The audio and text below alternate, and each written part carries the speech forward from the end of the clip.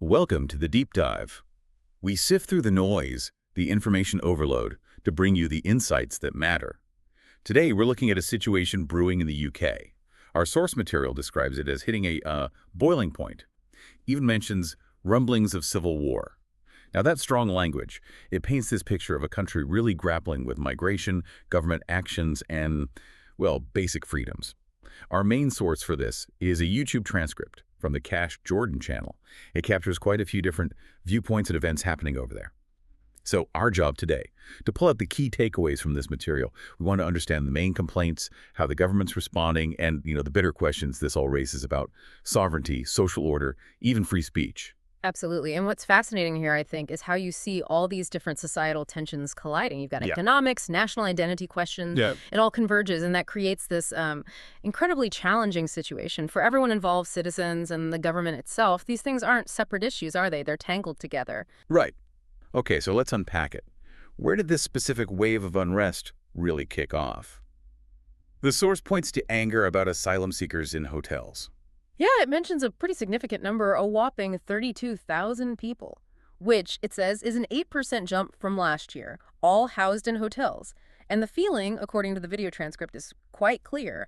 Local people, by and large, do not want these hotels in their towns. And this hotel issue, it's more than just a local NB thing, isn't it? The source connects it to this larger feeling, this perception that the government hasn't got control over the borders, which, was supposedly a major reason behind Brexit for many people. That makes sense. So when the public feels strongly about something so core and they feel ignored, well, that's often when trust breaks down, right? And you start seeing more direct action because the usual channels don't seem to be working. It becomes about fundamental representation or the lack of it. And it has gone beyond just talk.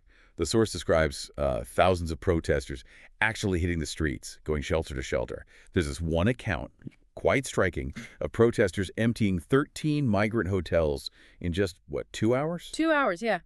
That suggests a level of organization and real determination. Definitely. And you see these opposing forces.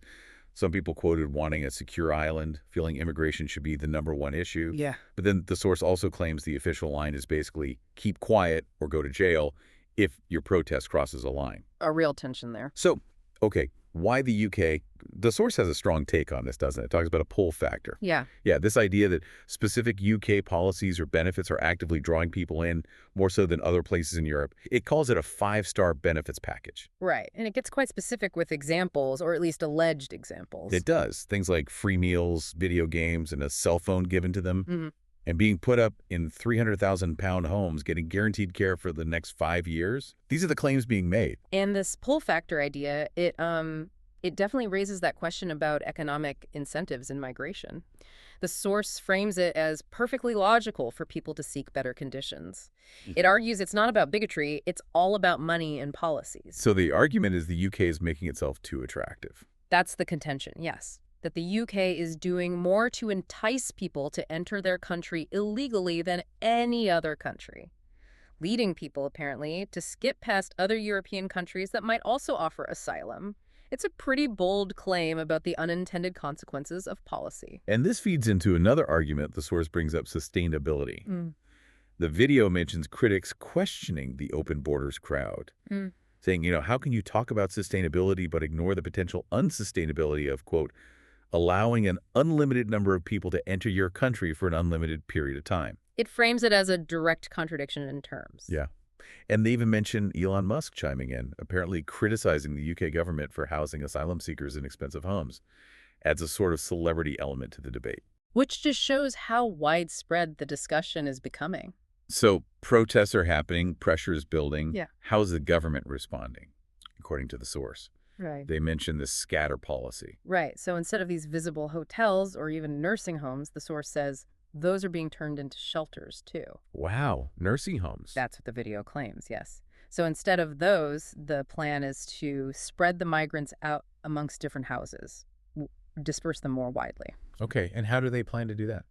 Well, the incentive mentioned is offering private landlords 5 years of guaranteed rent. 5 years, guaranteed. That's the claim. Guaranteed rent if they house what the source terms illegal immigrants. It's a big financial carrot. That is significant. Yeah. But the critique in the source material is that this policy completely misses the point.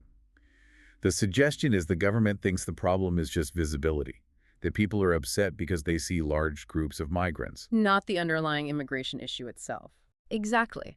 The source characterizes it almost sarcastically, like something a highly paid consultant dreamed up. A person with a college degree was paid millions of dollars to come up with this, implying it's totally disconnected from what people are actually concerned about. A surface fix for a deep problem. And what about the wider economic impact of that policy? Guaranteed rent for 5 years. Well, yeah, the source raises that immediately. What does guaranteeing rent for one group do to the rental market for everyone else? Over 5 years, could that push rents up, squeeze the supply of affordable housing for the existing population, the taxpayers? It's a fair question. Absolutely. It potentially creates another economic pressure point, particularly around housing affordability, which is already a huge issue in the UK. Okay, moving beyond the economics and the housing policies, there's a really alarming thread in the source material about free speech and policing. Yeah, it paints a pretty grim picture. It suggests British police officers have one of the worst jobs on the planet right now because they're being forced, allegedly, to jail their own countrymen for expressing certain opinions.